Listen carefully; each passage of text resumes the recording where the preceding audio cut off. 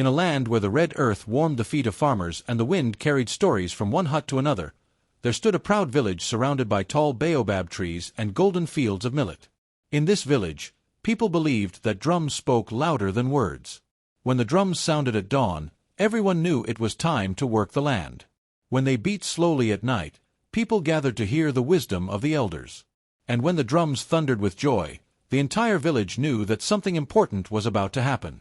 That morning, the drums were alive with celebration. Boom, boom, boom. Their rhythm rolled through the village like a heartbeat. Children ran from their homes laughing. Women tied bright cloth around their waists. Men gathered beneath the shade of old trees, smiling as they followed the sound. Today was not an ordinary day. Today was a wedding. In this village, weddings were more than celebrations. They were sacred moments where two families became one.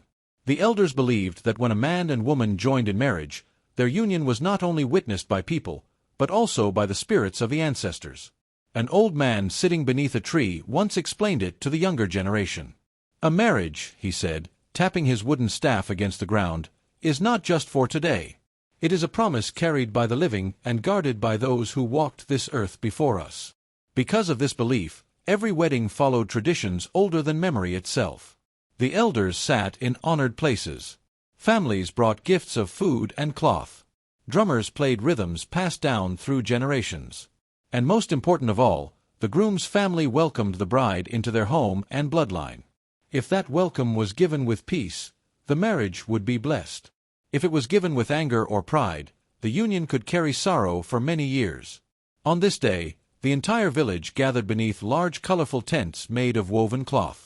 The fabrics danced gently in the wind, reds, yellows, and deep blues shining under the bright sun. Women carried baskets filled with yams, roasted meat, and sweet palm wine.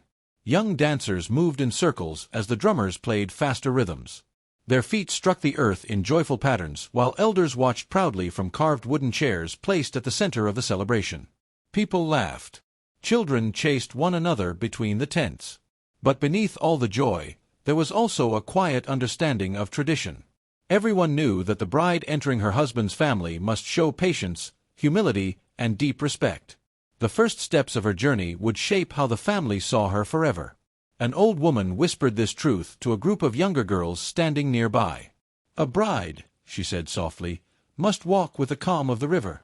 If she is proud like the storm, she will shake the house she enters."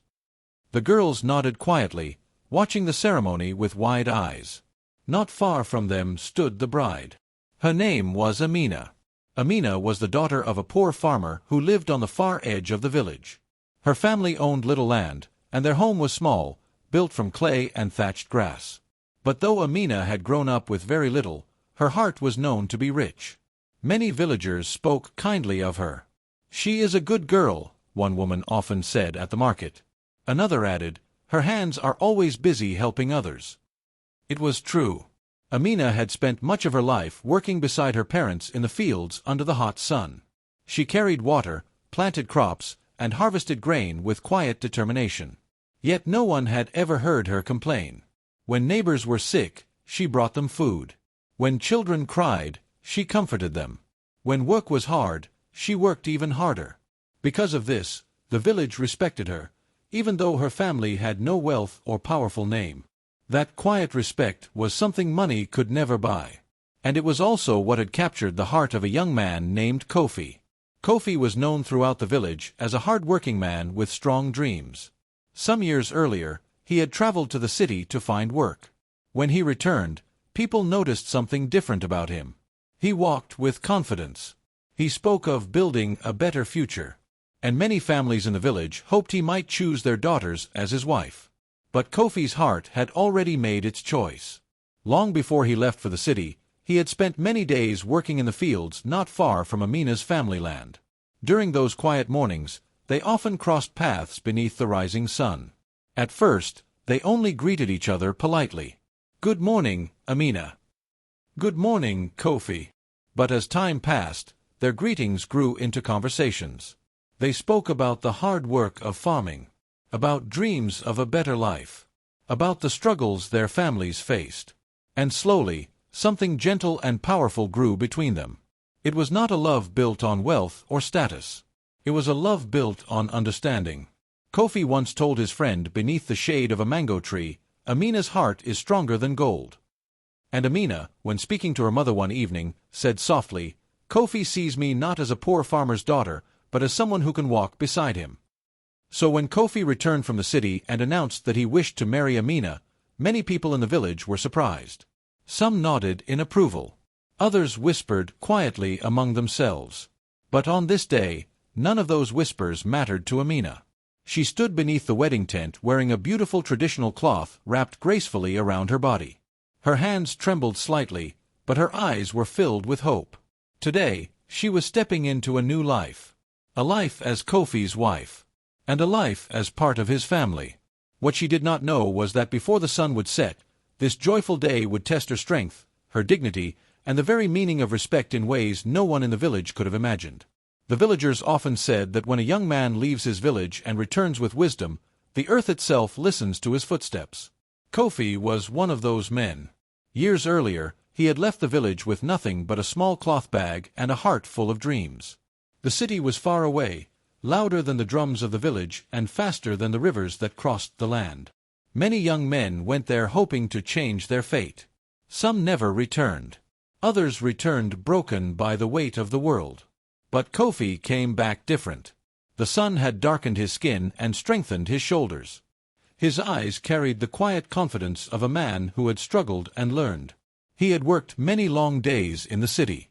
He carried bricks for builders, fixed broken machines, and saved every coin he could. People said he never forgot where he came from.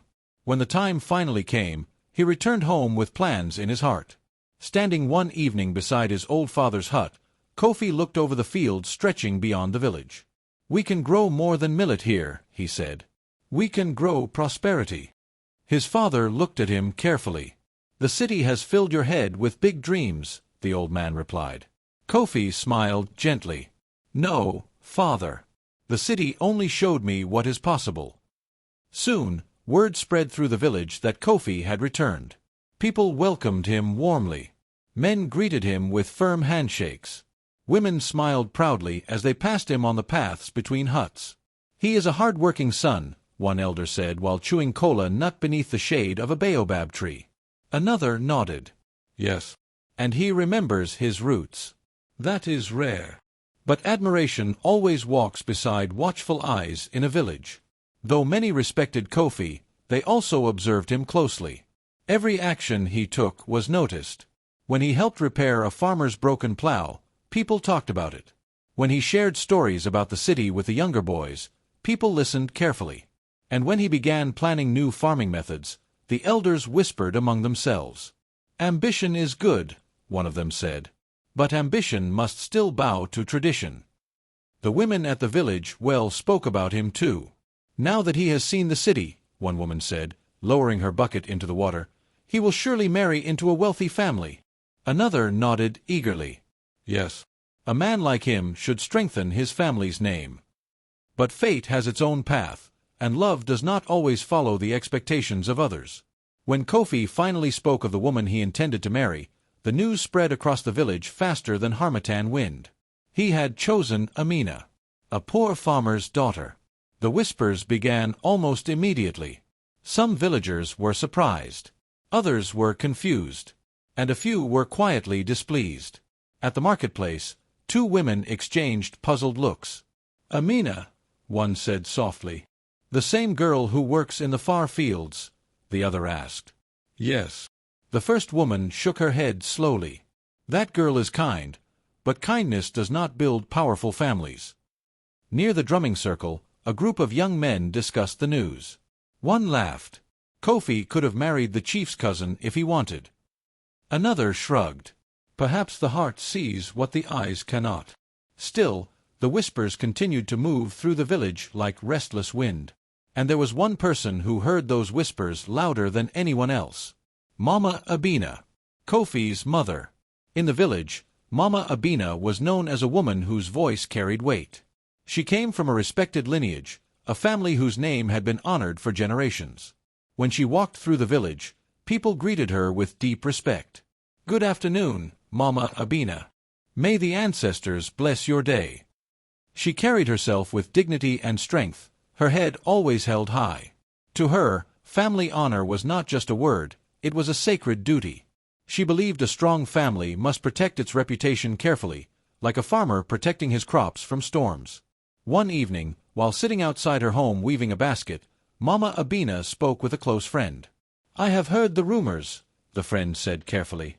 Mama Abina did not look up from her weaving. "They are not rumors," she replied calmly. "My son has made his choice." "And the girl?" Mama Abina finally lifted her eyes. "They say she is kind," the friend said. Mama Abina's fingers tightened slightly around the woven grass.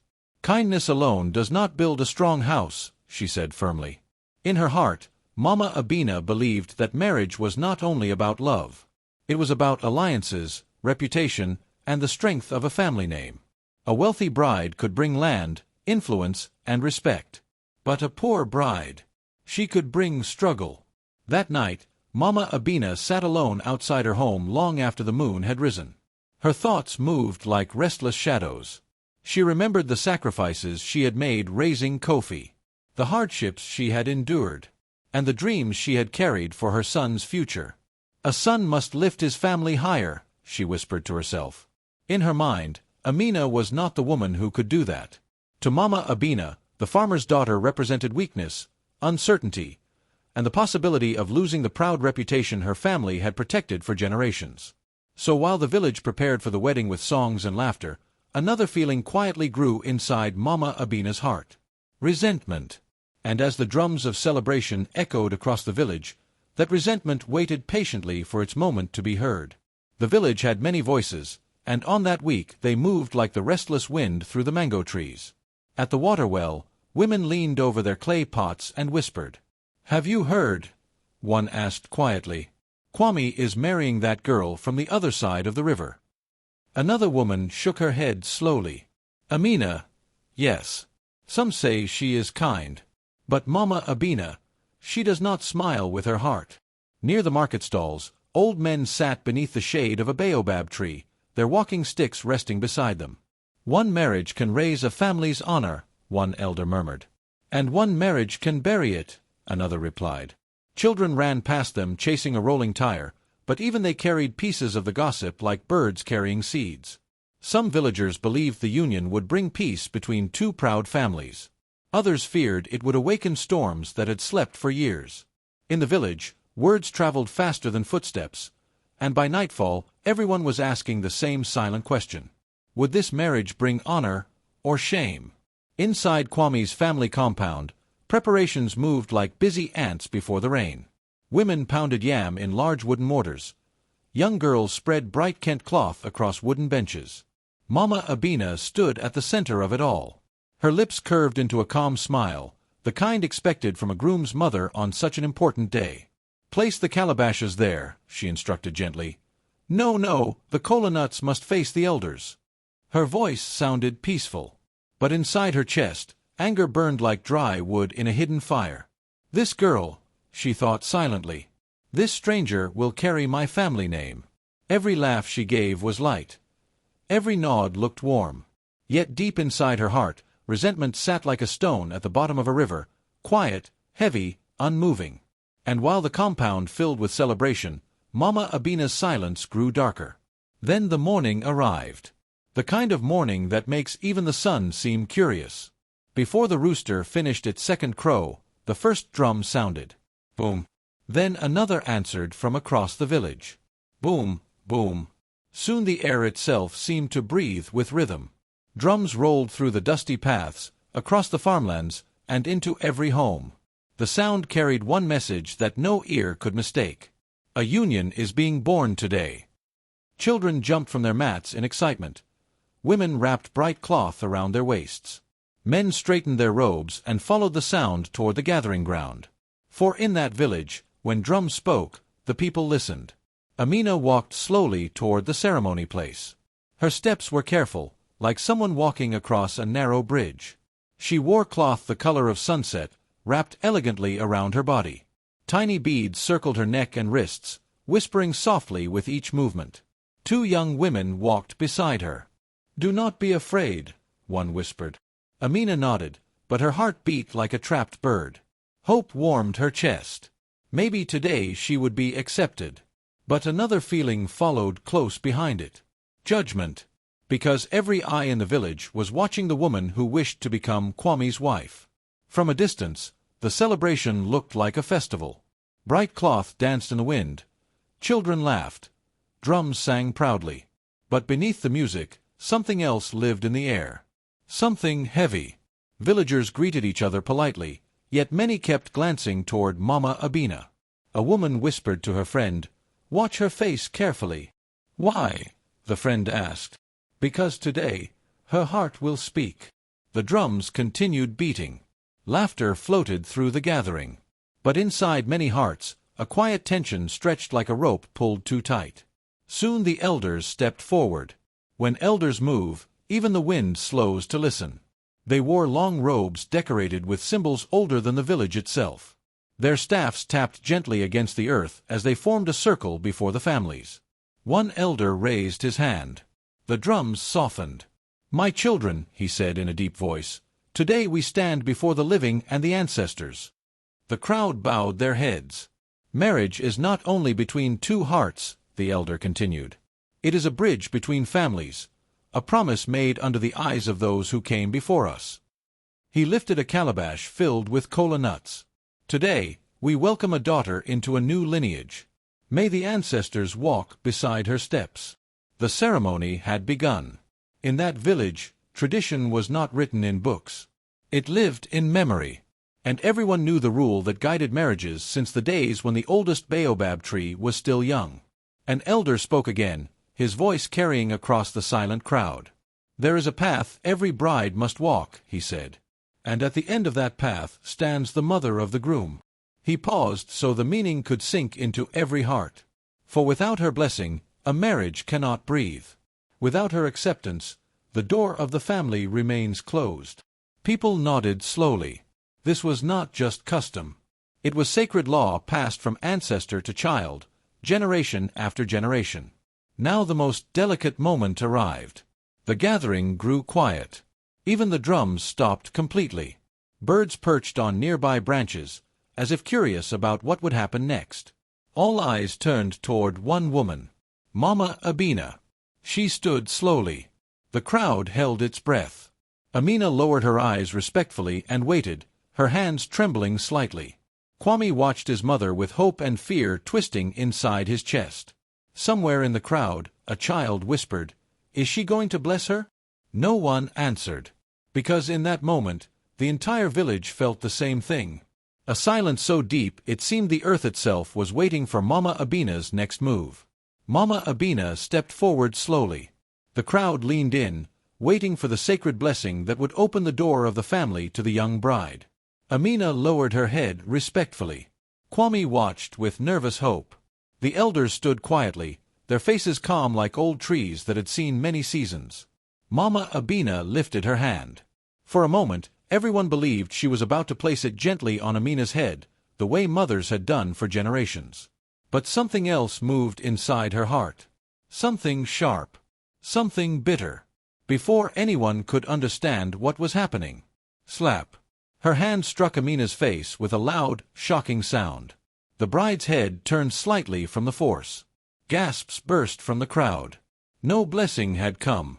Only the sting of rejection. The moment hung in the air like lightning after thunder. The drummers froze. Their hands stopped above the stretched skins of the drums as if invisible ropes had tied their wrists. The rhythm that had filled the morning vanished in an instant. Just seconds earlier, music had danced through the village. Now there was nothing. No drums. No laughter. No celebration. Only silence. Even the wind seemed to hold its breath. Children stopped moving. Women covered their mouths. Men stared in disbelief.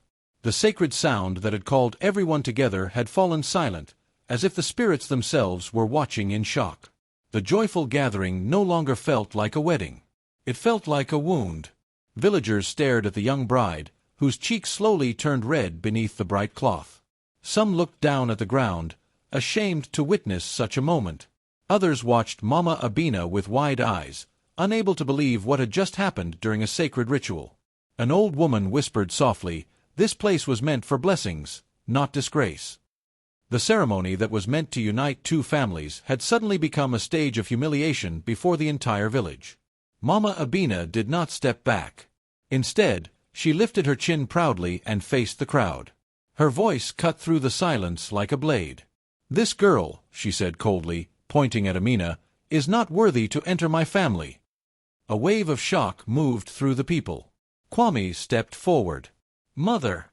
But she raised her hand again, stopping him. "My family carries a name built by sacrifice," she continued loudly.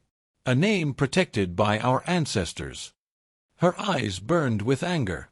"And I will not allow it to be stained by someone who does not belong among us." Her words fell heavier than the slap itself. Because in the village, words from a mother carried the power of judgment. Mama Abina turned toward the villagers so all could hear her clearly. "You see a bride," she declared. "But I see something else." She pointed again at Amina. "This girl followed my son like a shadow the moment he found success in the city." The crowd stirred uneasily. "When Kwame was poor," she continued, "where was she?" Her voice rose with bitterness. "But now that he has money, land, and respect, suddenly she appears with love in her mouth." Mama Abina shook her head slowly. "I know the smell of greed when it walks into my home." Her accusation echoed across the gathering like a stone thrown into still water. Gasps rippled through the villagers. Some women covered their mouths in shock. A young man whispered to his friend, "This is not right. Not on a wedding day." But another man muttered quietly, "Mama Abina speaks with a mother's wisdom." Near the elders, an old woman shook her head sadly. "This matter should not be washed in public," she murmured. Whispers grew like restless insects moving through dry grass. Some voices carried sympathy for Amina. Others carried suspicion. And many simply watched, unsure which side truth was standing on. In the center of it all stood Amina. Still. Silent. The red mark on her cheek burned under the sun, yet she did not touch it. Her body felt like a tree caught in a sudden storm. Inside her chest, her heart trembled. But her feet remained rooted to the earth. Every eye in the village rested on her face. Waiting. Expecting her to shout. To cry. To defend herself. But Amina did none of those things. She simply stood there, holding her dignity like a fragile clay pot that must not fall. Her eyes filled slowly with tears. But they did not fall. Not one. She breathed deeply, steadying the storm inside her chest. Kwame looked at her helplessly. "Amina, say something." But she shook her head gently. There was pain in her gaze. Pain deeper than the slap, deeper than the accusation. Yet anger did not rise from her lips. Instead, she swallowed the bitterness quietly. Because sometimes silence carries more strength than shouting. The crowd grew confused. A few villagers leaned closer to see her face. "Why doesn't she speak?" someone whispered. "Maybe the accusation is true," another murmured. But an elder stroked his gray beard thoughtfully. "No," he said softly. "Look carefully." The people followed his gaze. Amina stood calm despite the humiliation, her posture straight, her breathing steady. A woman in the crowd frowned. "If she were guilty," she said slowly, "she would be fighting like a trapped goat." The elder nodded. "But she stands like a tree that knows the storm will pass." And suddenly, many in the crowd began to wonder if the truth of this story had not yet been revealed. Kwame stood between two worlds. On one side stood his mother, the woman who had carried him on her back when he was a child, the woman who had worked under the burning sun so he could eat. Her voice had guided him since the day he first learned to walk. On the other side stood Amina, the woman whose quiet love had filled the empty spaces of his life. His chest tightened. His heart pulled in two directions like a rope in a village tug-of-war. He looked at his mother. Then he looked at Amina. Inside his mind, a storm raged. "If I defend my wife," he thought, "I dishonor the woman who raised me. But if I stay silent," another voice whispered inside him, "I betray the woman who trusts me." His fists slowly tightened at his sides. Never before had he felt the weight of manhood so heavily upon his shoulders. All around him, the village watched. Men leaned on their walking sticks. Women whispered behind folded cloths. Children stared with wide eyes. The groom who had once returned from the city with pride now stood in the center of a painful family storm. Kwame felt heat crawl across his face. Shame settled on him like heavy dust. This was supposed to be a day of joy. Instead, the sacred ceremony had become a public battle. He lowered his head slightly. A quiet voice inside him said, "A man is not judged when life is easy, but when the world is watching." Near the front of the gathering, the elders sat in silence. Their faces were calm, but their eyes were sharp. They had seen many seasons, many disputes, many moments when a young man's heart was tested. One elder leaned toward another and whispered softly, "The boy stands at the crossroads." The second elder nodded slowly. "Yes," he said. "Today we will see whether his spine is made of bone or water." Their gaze returned to Kwame. They were not only watching a son. They were watching the future strength of a man. Finally, one of the elders rose slowly to his feet. His walking stick tapped gently against the ground. "People of the village," he said in a calm but firm voice, "remember where we stand." The murmuring softened. "This is sacred ground," the elder continued. "A place where families unite, not where anger grows like wild weeds." Another elder stepped forward beside him. "Let us not turn a wedding into a battlefield," he said. "Respect must walk before judgment." A few villagers nodded. The tension in the air loosened slightly, like a tight knot beginning to soften. But among the people, opinions were already spreading like fire through dry grass. A tall man crossed his arms. "Mama Abina only protects her family," he said. "There is nothing wrong with that." A woman nearby shook her head.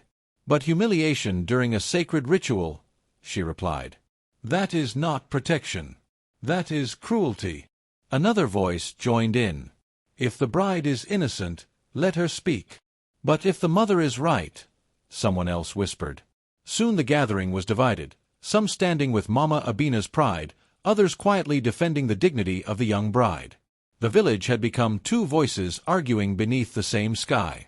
Then, from the back of the crowd, an old woman slowly stepped forward. Her back was bent with age, but her eyes were clear.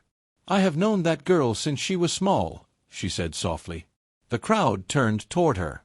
"Mama Abina speaks with anger, but memory must also speak with truth." The old woman pointed gently toward Amina. "That child has walked this village with kindness longer than many of you remember." Her words moved through the crowd like a cool breeze. A middle-aged man raised his voice next. "Do you remember the fever that came 3 seasons ago?" he asked.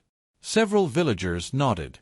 "My wife was sick for many days," he continued.